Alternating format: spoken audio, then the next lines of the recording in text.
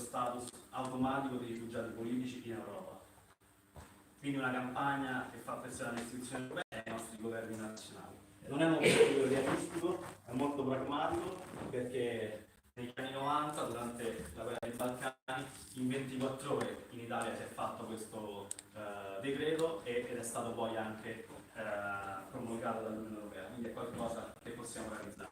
Il secondo, importantissimo, è quello di raccogliere fondi, che stiamo facendo. Noi stiamo incontrando, siamo partiti a Milano, poi siamo stati a Verona, Bologna, Parma, Reggio, Emilia, Firenze, e siamo arrivati a Roma questa mattina, per questo che ci vedete anche con i volti stanchi, abbiamo bisogno di dormire.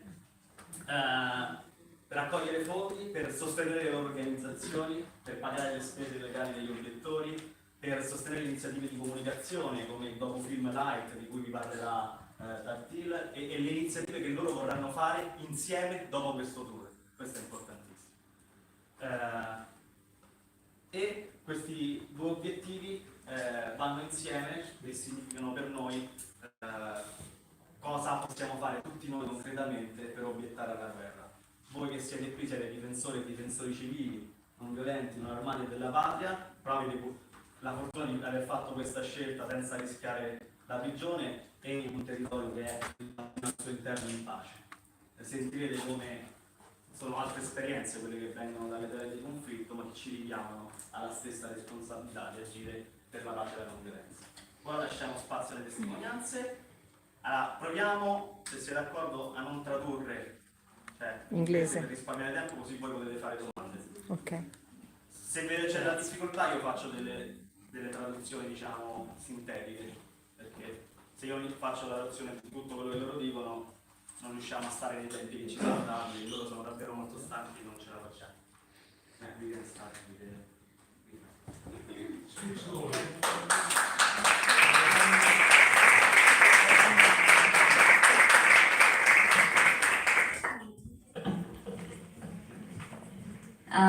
Good afternoon, everyone. My name is Tartil. I am Palestinian from the West Bank, from a city called Hebron. It's in the southern part of the West Bank. It's a city that it's a very intense environment, since it's located in a place where it's surrounded with Israeli military checkpoints. And in the heart of the city, there are Israeli settlers, and those Israeli settlers are one of the extremists in the West Bank. So, every aspect in our life in the West Bank is controlled by the Israeli military and the Israeli, not only the military. I grew up knowing that my voice is not being heard. Our voices are not being shared. That's why I really wanted to be part of something that could amplify the voices of my people, of the suffering of my people.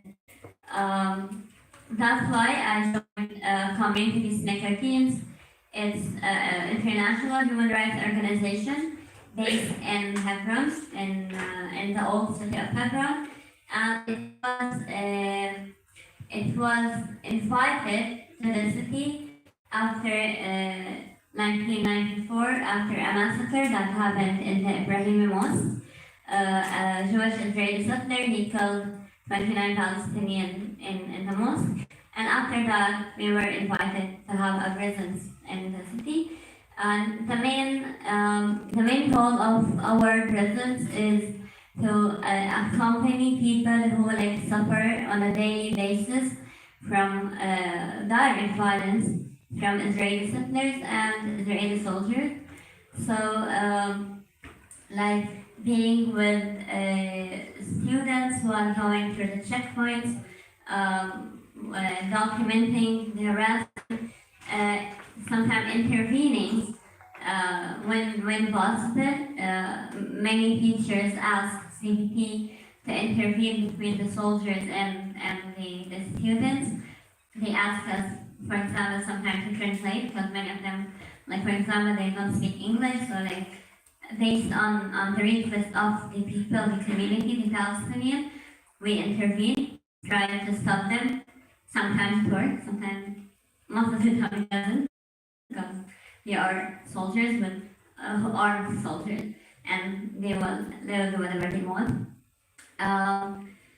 And we accompany like different people in different places, and we make sure their voices are being heard. So we share their stories on different on our platforms. We invite people to come to the city, sit with the families, speak with them, to make sure like we make sure their voices are the ones who are being heard. We are not just a third party there. We want the voices, something very authentic. That's what we work on. And of course we do the advocacy work, which is something like I'm doing here right now, advocating for Palestinians, making sure their voices are being heard and listened. As I was saying, growing up in a place that your voice is not being heard. It's not the truth. The truth is not being heard. And we hear lots about peace, and nobody hates peace. Nobody doesn't want peace. But the question is how peace would come. The peace cannot come without justice. We need to create justice so peace can happen. There's no peace without justice, in my opinion. And that's really needed when I'm speaking to international community, because it's really important that we don't just want the violence, of course we want the violence to end, of course, but we don't just want that to end. We want that to end, and we can end it together. There is lots, it's a process. But in order for that to end, like to completely end it, we need to create a good base, good environment for that to happen, to continue, and to make it more consistent. Thank you. Thank you.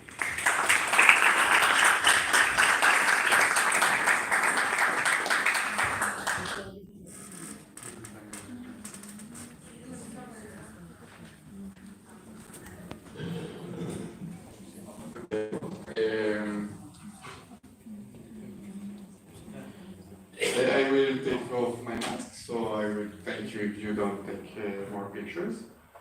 So my name is Daniel. I am an Israeli, and last year I refused to join the Israeli military. I spent 50 days in prison because of this. And I did this because I don't want to be part of an apartheid regime. As an Israeli, I can move freely in the country. I don't have to go through checkpoints. If I want to go to another country, I just go to the airport, take a plane.